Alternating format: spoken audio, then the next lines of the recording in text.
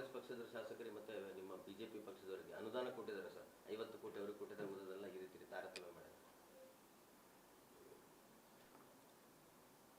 ಬಹಳ ಕೃಪೆಯನ್ನು ನಮ್ಮ ಮೇಲೆ ತೋರಿಸಿದ್ದಾರೆ ರಾಜ್ಯದ ಮುಖ್ಯಮಂತ್ರಿಗಳು. ರಾಜ್ಯದಲ್ಲಿ ಇವತ್ತು ಕಾಂಗ್ರೆಸ್ ಪಕ್ಷದವರೆಗೂ ಕೂಡ ಜನ ಚೀಮಾರಿ ಆಗ್ತಾ ಇದ್ದಾರೆ. ಅವರವ್ರ ಕ್ಷೇತ್ರದಲ್ಲಿ ಶಾಸಕರುಗಳಾಗಿ 2.5 ವರ್ಷ ಕಳೀತಾ ಇದೆ.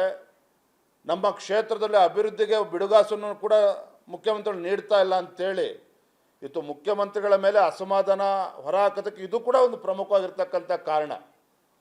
ಹಾಗಾಗಿ ಮುಖ್ಯಮಂತ್ರಿಗಳು ತನ್ನ ಕುರ್ಚಿಯನ್ನು ಉಳಿಸ್ಕೊಳ್ತಕ್ಕಂಥ ಸಲುವಾಗಿ ಈಗ ಅನುದಾನದ ಒಂದು ನಾಟಕವನ್ನು, ಕಪಟ ನಾಟಕವನ್ನು ಆಡ್ತಾ ಇದ್ದಾರೆ. 50 ಕೋಟಿ ಬಿಡುಗಡೆ ಮಾಡಿ ಅಂತೇಳಿ ಮುಖ್ಯಮಂತ್ರಿಗಳು ಪತ್ರ ಬರೆದಿದ್ದಾರೆ ಅಷ್ಟೇ.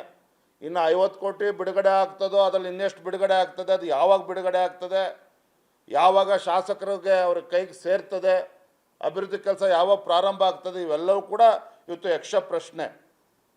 ಆದರೆ ಆಡಳಿತ ಪಕ್ಷಕ್ಕೆ ಅವರ ಕಣ್ಣಿಗೆ ಒಂದು ಬೆಣ್ಣೆ, ವಿರೋಧ ಪಕ್ಷದವರ ಕಣ್ಣಿಗೆ ಸುಣ್ಣ, ಇದು ನಿರಂತರವಾಗಿ ಕಾಂಗ್ರೆಸ್ ಆಡಳಿತದಲ್ಲಿ ನಡ್ಕೊಂಡು ಬಂದಿದೆ. ಈಗಲೂ ಕೂಡ ಅದನ್ನು ಮುಂದುವರಿಸಿದ್ದಾರೆ.